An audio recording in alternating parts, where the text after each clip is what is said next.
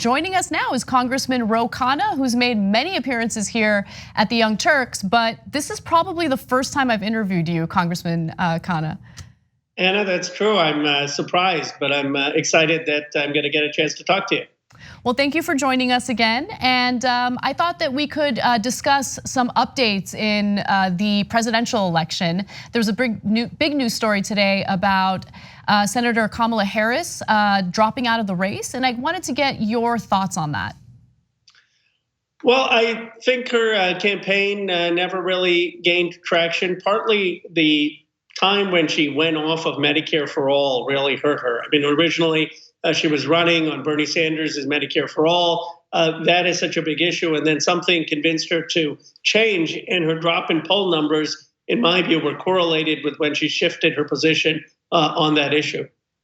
Definitely. I mean, it's interesting because, Elizabeth Warren has shifted on that issue a little bit as well. I mean, she has come out with her transition plan, which is a two-step process. She says that she would start with a public option, and then in her third year in office, she would push for a true Medicare for all system.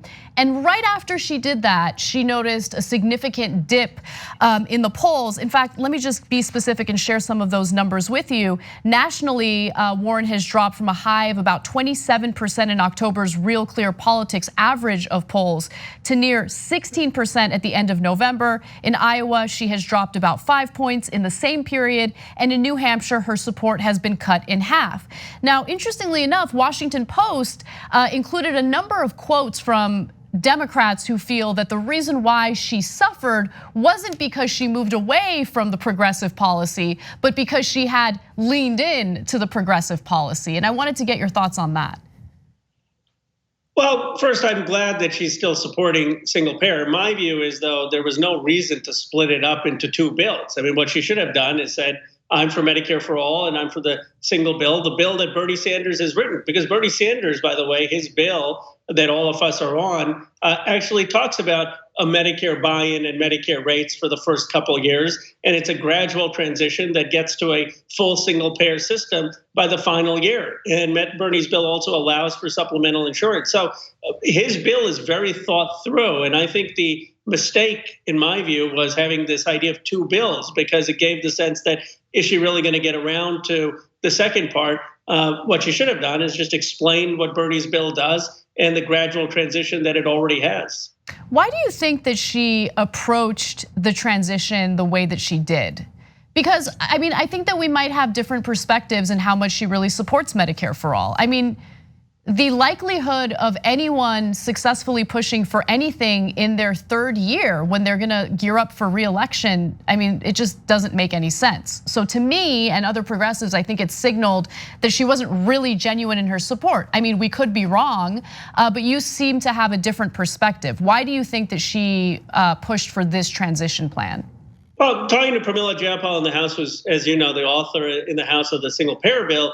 She believes that Senator Warren is very sincere about a plan of getting to single payer. But I disagree with the two bill strategy. And I think there was political advice saying, oh, is it a liability? We have to look at history. I mean, Harris Wofford in 1991 won Pennsylvania running on national health insurance. Ted Kennedy was for national health insurance. Jimmy Carter ran on national health insurance. Lyndon Johnson wanted it. Truman wanted it. So this is a policy that goes back 70 years. And the polls show that 66% of Americans want it. It's only the Beltway that views this as a liability. Now, I think where people could ask legitimate questions is, what is your transition plan? Is the transition going to be gradual?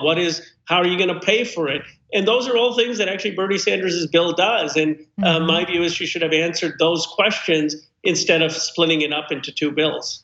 I 100% agree with you. I think that she unfortunately hurt herself in proposing the transition the way that she did.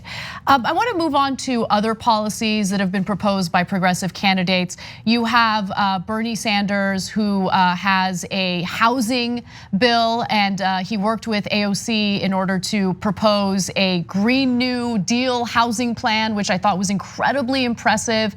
And what I'm curious about is not only your thoughts on those proposals, but whether you think that there's enough there in regard to providing affordable housing. I mean, we're both in California where there's an explosion of homelessness. There is a lack of affordability when it comes to housing. Do you think that their bill addresses that issue enough? It does, and this is an issue that's close to my heart because in my district, you've seen skyrocketing home prices, people having to pay almost $3,000 for a 1 month of rent in a 1-bedroom apartment, an increase in homelessness in San Jose and in Fremont. So we're asking localities, we're saying, okay, build more affordable housing. And the mayors and city council members will tell you, but how do we do this when we don't have funding for schools, we don't have funding for infrastructure?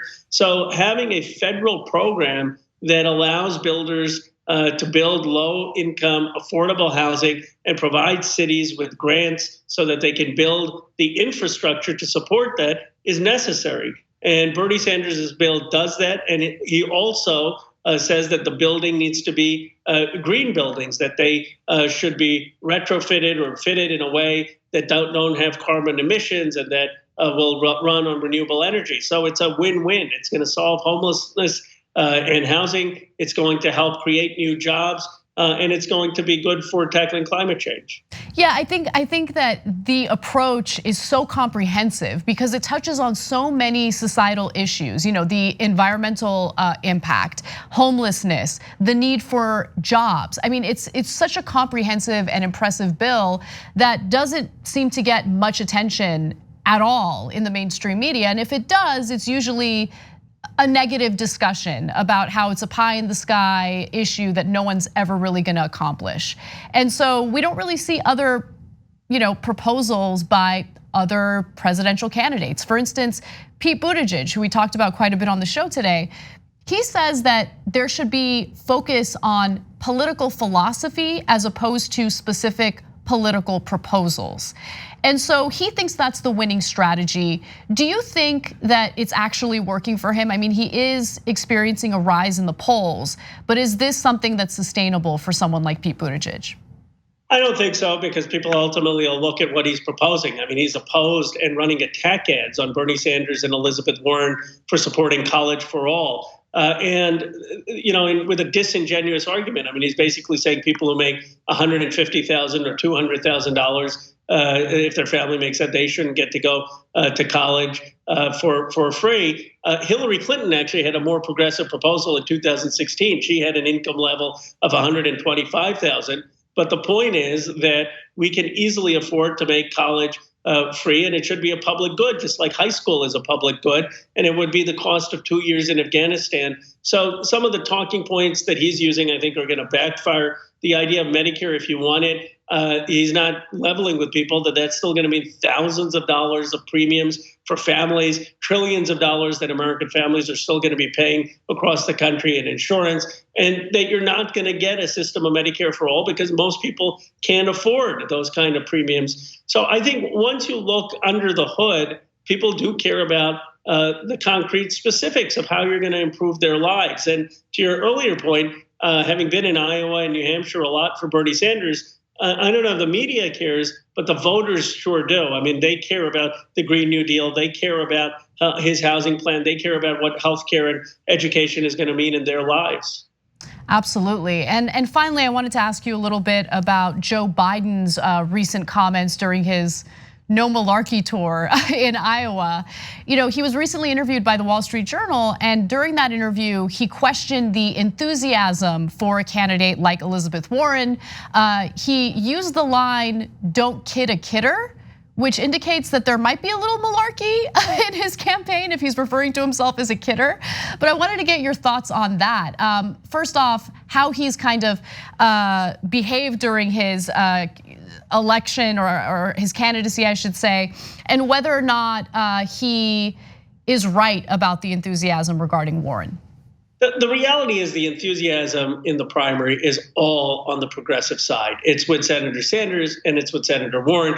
That's where the energy is. That's where the activism is. That's where the crowds are. Now, Is it 100% a progressive is going to emerge? No, because there's so many other factors. There's who is the establishment going to support, who's going to get the most media mentions, who's the most on television. But when you look at where the organic energy of this party is and where this party is headed in the future, any objective observer will tell you it's on the progressive side with Senator Sanders and Senator Warren. And if I were Vice President Biden, I would just acknowledge that yes, she has large crowd sizes, and yes, there's a lot of progressive energy, and maybe he can position himself as a bridge to a progressive future. But to deny where the energy is of this party, I think just isn't going to be credible.